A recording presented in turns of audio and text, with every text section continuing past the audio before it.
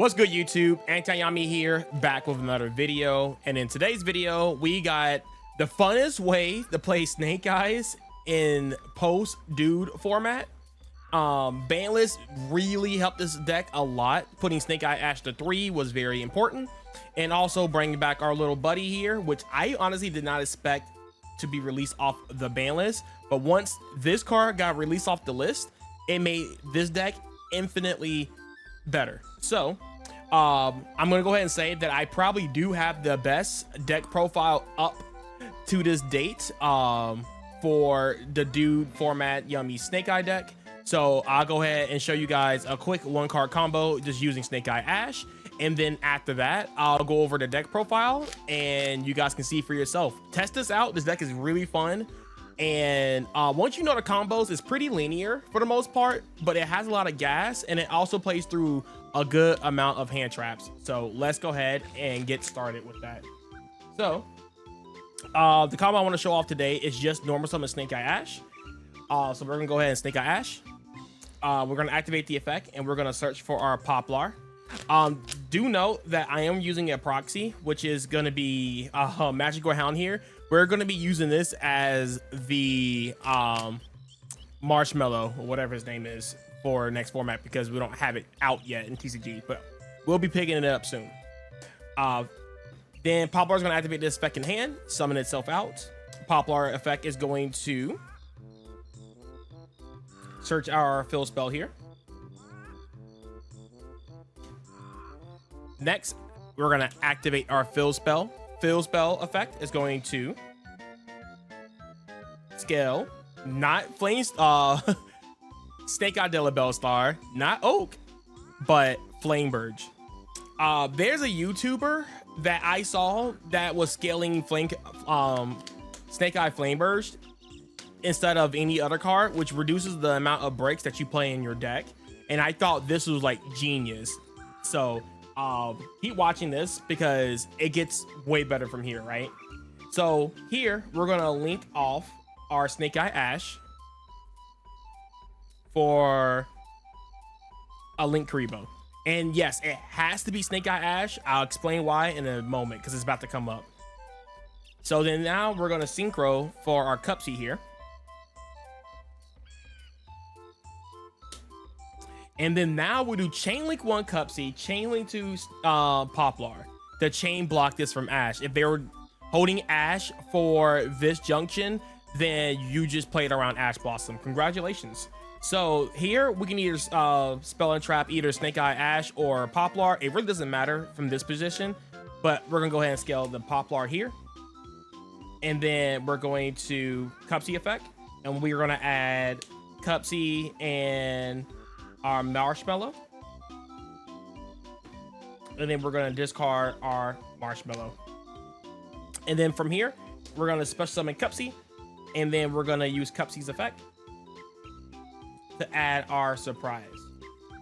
Now we're getting into nib territory, which they can nib us here at this point. If they nib us at any point when we have Flameburge and Poplar in our spell and trap zones, so for example, if we get nibbed and we receive a nib token, for example, right? And this will stay true until we put up our Arc Light. Then we'll don't use the Divine Temples effect. It's just here for fun. We're gonna actually send these 2 cards to the graveyard, and we're gonna summon our Doom Dragon. Then we can use Doom Dragon 1 to put the nib in their spell and trap zone, and then Chain Link to Flameburge. Chain blocking again around the bell. There's a lot of chain blocking in this deck. It's actually awesome. And then we're gonna bring back 2. So not only that, we still can get into our Yummy lines because we haven't went through a Snatchy or anything like that, but we end on a pretty insane end board. So they nib us before Arc Light, it's like tough for your opponent. So anyway, I just wanted to showcase that. So let me go ahead and revert that, just in case anybody was wondering what happens if you get nibbed. So this combo is extremely super nib proof.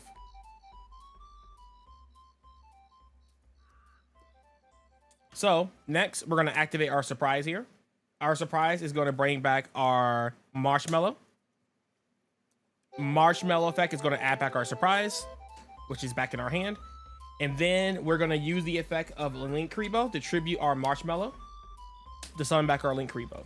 Next, we're going to synchro off into our Lollipop. And then Lollipop effect. It's going to bring back our 2 Yummy monsters. Then after that, we're going to take these 2. And we're going to turn this into our Metal Marsher. Effect of Metal Marsher, bringing back our Lollipop. And then we're going to take these 2. And then now we're going to end on our Arclight here. So now, since we basically checked Nib up to this point, and now we have Arclight, so now our combo is super safe now. We're going to link off Lollipop for a Snatchy, and we're not going to activate the Snatchy effect. Making this Snatchy here is very, very important. It's really hard to describe why you make it, because it seemed like it will make sense to do this, right? So if you actually send these 2 to the graveyard, you can actually put your Doom Dragon in the spell in the extra monster zone here, and then you can trigger your Flame Burst to bring back 2. The reason why this is awkward is because we want to, I have to explain it. I guess it's very awkward to leave this. You want to put basically Snatchy in the graveyard, essentially, right? And there's no good way to do it. So I'll play it out here and show you why this is like incorrect to do. So, for example, let's say we link these 2 off for IP. And then next, we'll turn these 2 into our Princeton Princess. And then Princess effect is going to special summon our Flame Burge. And then Flame Burge is going to activate to scale our IP Masquerena. And then from here, now if you do it like this, you're going to have Emblawell here. And you're pretty much stuck here. You can't do anything else here. And this is not the typical end board we want to end on. Actually, I think this is actually completely fine, actually. But no, we want to end on a little bit more because we want to have Snatchy in graveyard. Because now if you tag out with your Cupsy, there's no Snatchy in the graveyard to go into. So that's the issue of not making Snatchy early, because you just want to put one in the grave. So that's why it looks like it makes sense to not go into Snatchy, but not having Snatchy in rotation hurts a lot. So yeah, let's not do that yet. So kind of revert this real fast. We are going to scale, boom, boom. And it needs to go back.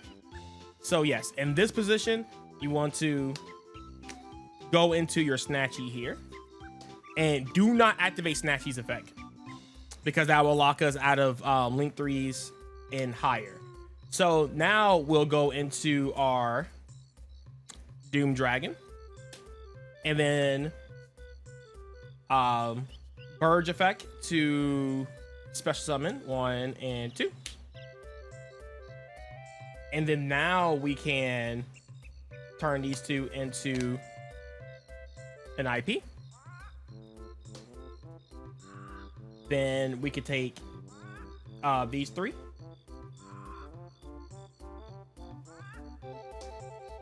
We can go into Princeton Princess, effect a Princess, bringing back Flame Burge, and then Flame Burge effect to scale our IP. And then we're gonna take these 2,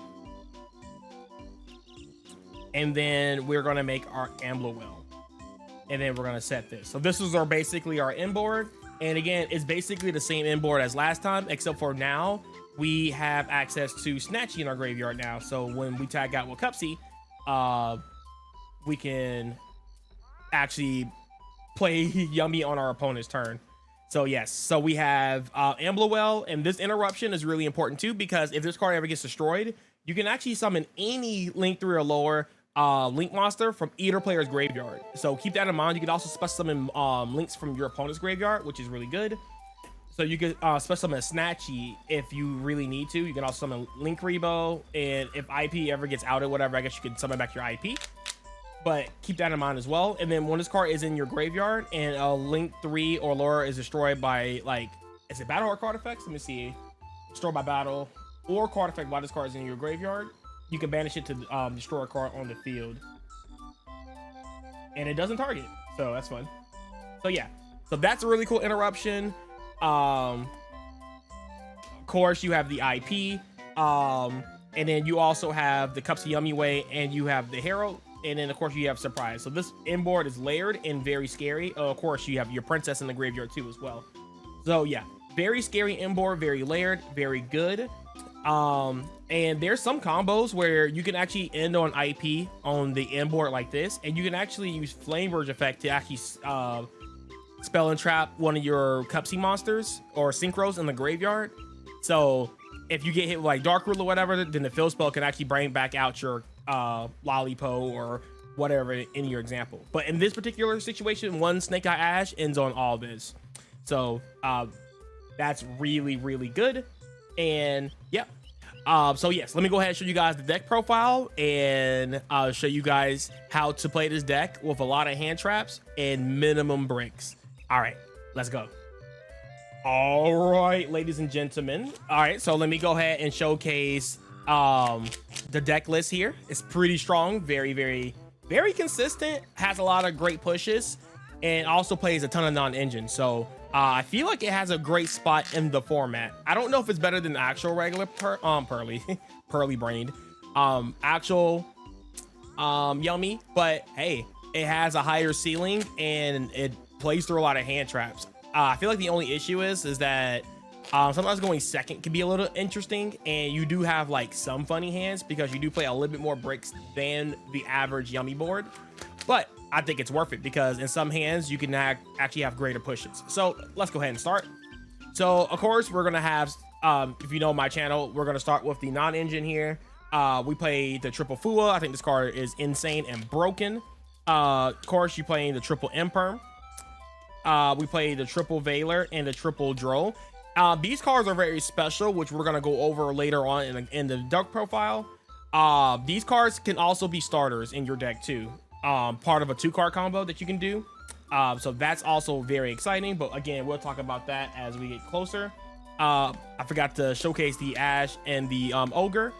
They're in the deck list as well. So don't need to explain hand traps. I feel like they're pretty self-explanatory. And if you don't care for the draw, you can also just side deck the draw and play like Bells or whatever if you're like, you know, whatever. But Bells are in my side deck actually, so I just like the Drolls because sometimes normal summoning Droll can help you extend through some situations. So it's really good. Going into the Snake Eye package, very minimalistic. 1 Snake Eye Ash, 2 Snake Eye Ash. Oops. And where's my 3rd Snake Eye Ash? 3 Snake Eye Ash. All 3 different rarities. I'm gonna upgrade these to OTs because I just never went out and got OTs, but 1 super, 1 secret, 1 OT. And then we play the 1 Poplar. That's it. You don't play anything else. You don't play any more. You don't need Oak because Oak starting in your starting hand is awkward and weird, and we don't want to have a whole bunch of awkward draws. So, and on the crackback, you don't really need Oak. You don't need a normal summon Oak on turn 3 to summon back your Poplar or whatever. At that point, if you got to that section, you should be already winning the game. So this is the only package you need right here. You don't need the Oak or the Della Bellstar. You do not need that card. Based off the combo I just showed you, when you scale the Flame Verge, this is the only high level break that you're gonna play in your entire deck. And there's some combos where you actually draw this card and it's not that bad because you can actually so for example, you can normal summon Snake Eye Ash, do the whole Poplar thing, or you can actually normal summon Poplar, and of course we're playing Bonfire and the Fill Spell for Snake Eye consistency. But you can actually go for the Fill Spell, activate the Fill Spell. Instead of scaling this from your hand, you can actually scale Snake Eye Ash here, And then you can actually,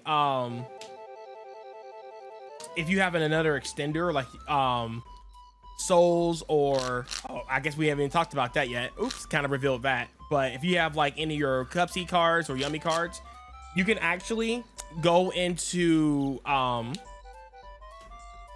let's see, for example here. So you can actually turn this into a Linkuriboh, and then you can scale this down here. And if you have access to get to your like actual Synchro 2, for example,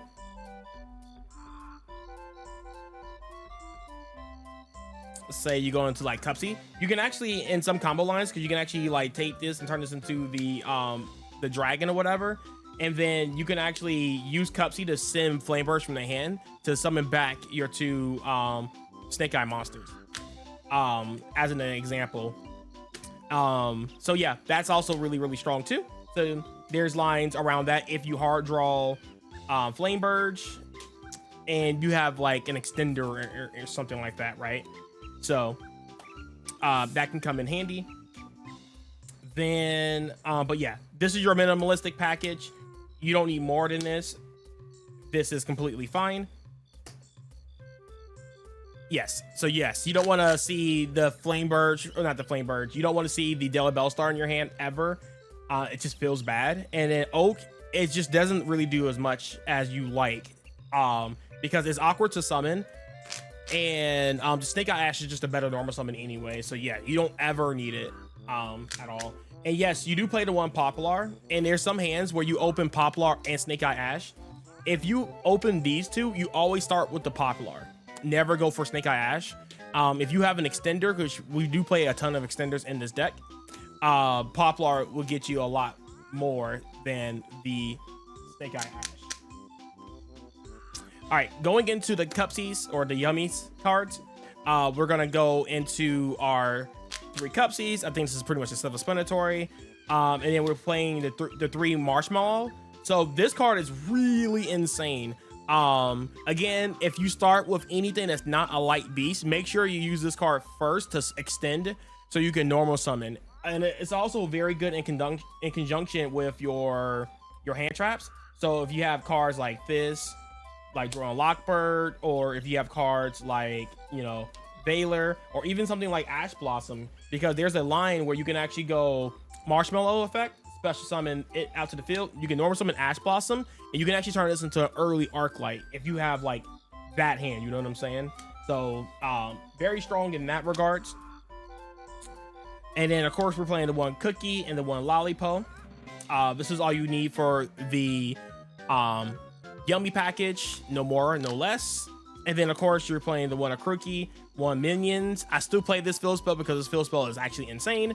It actually single-handedly won me a game when I hard drew it, and it resolved 3 times to keep me in the game, which was really great to special summon from the deck.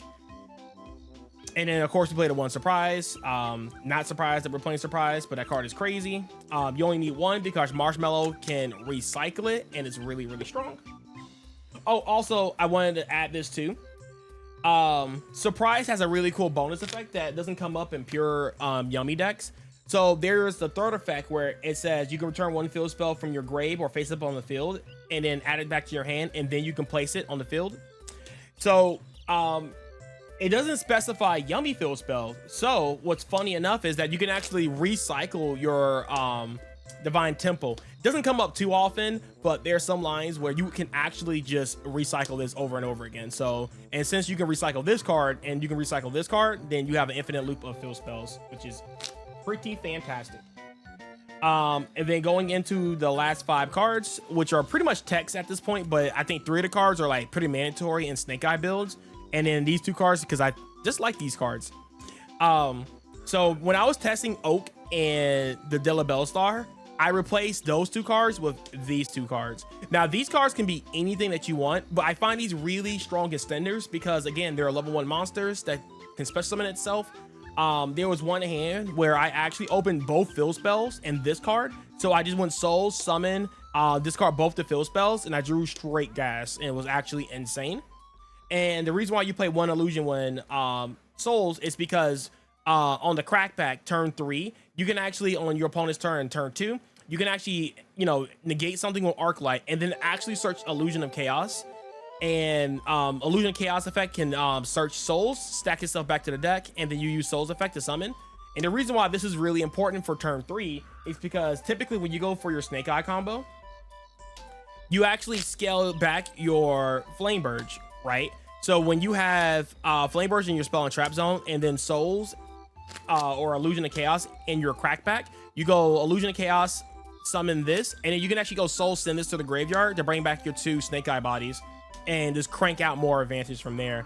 And then you get a free draw off that as well. And then of course you still got your Yummy follow up and stuff like that. So I just think that these cards are really cool because they're really great to draw, good extenders, and it can actually get you out of bad situations. I always been a firm believer that I like playing cards that not only works really well in good hands, but it also can work really well in bad hands. And this card can actually get you out of a lot of sticky situations.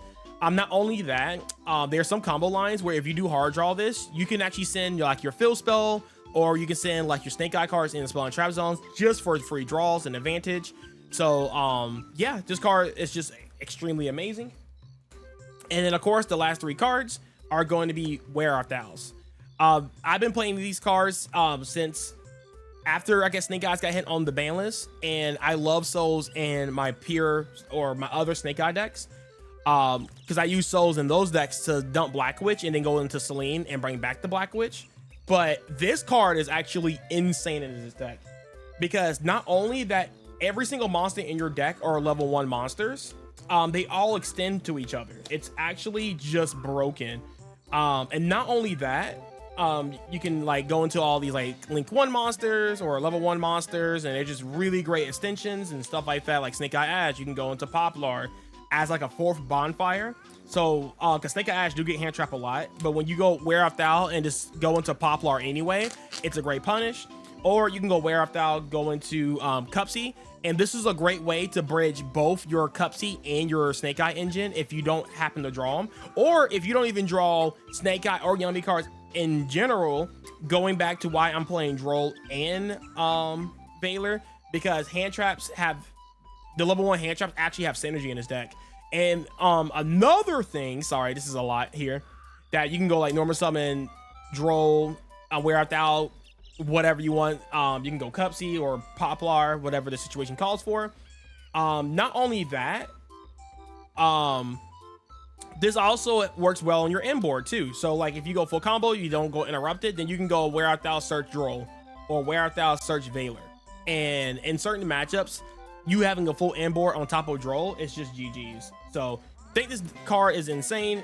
It's broken, and yeah, it's not once per turn. So keep that in mind as well when you draw multiple copies. So that's fun.